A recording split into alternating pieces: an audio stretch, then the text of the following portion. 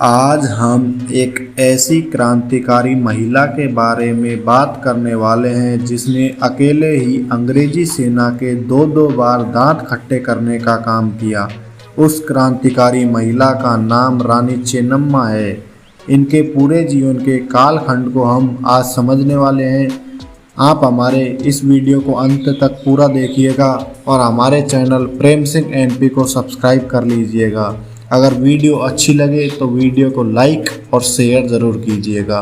रानी चेन्नम्मा भारत की पहली महिला स्वतंत्रता सेनानी थी। रानी चेन्नम्मा एक साहसी क्रांतिकारी महिला थी। इन्होंने अकेले दम पर ब्रिटिश सरकार के साथ वीरतापूर्वक संघर्ष किया। रानी चेन्नम्मा का जन्म 1778 में कर्नाटक के एक छोटे से गांव काकती में हुआ था। इन्होंने अपने बचपन में ही तलवारबाजी, घुड़सवारी और तीरंदाजी का पूर्ण प्रशिक्षण प्राप्त कर लिया था।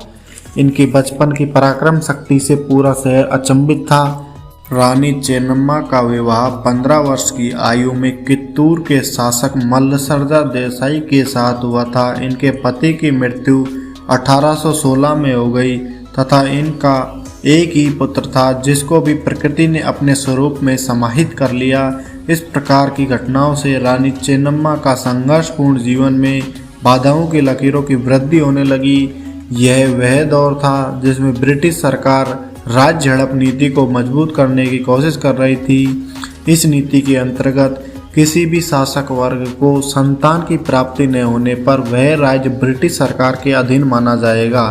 रानी चेन्नम्मा पहली क्रांतिकारी महिला थी जिन्होंने ब्रिटिश सरकार की राज्य झड़प नीति का विरोध किया तथा रानी चेन्नम्मा के द्वारा शिवलिंगप्पा नामक एक बालक को गोद ले लिया गया। ब्रिटिश सरकार रानी चेन्नम्मा की इस व्यवहार के कारण आक्रोशित हुई और इसी के साथ ब्रिटिश सरकार ने ठाकरे के नेतृत्व में कित्तूर पर आक्रमण कर दिया।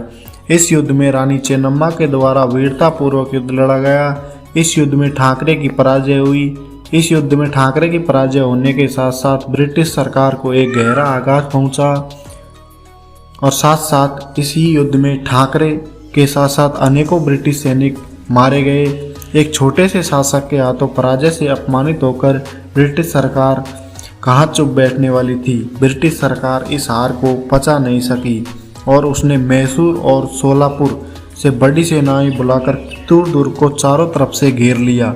ऐसी विनाशकारी स्थिति को देखकर रानी चेन्नम्मा ने युद्ध को टालने की पूरी कोशिश की। रानी चेन्नम्मा ने चैपलिन और बॉम्बे प्रेसिडेंट के गवर्नर के साथ बातचीत की लेकिन इसका कोई असर नहीं हुआ। अंत में रानी चेन्नम्मा को युद्ध की घोषणा करनी पड़ी और रानी चेन्नम्मा और उसके सैनिकों ने वीरतापूर्वक युद्ध करते हुए 12 दिनों तक अपने दुर्ग को ब्रिटिश सरकार से बचाने में सफल रहे।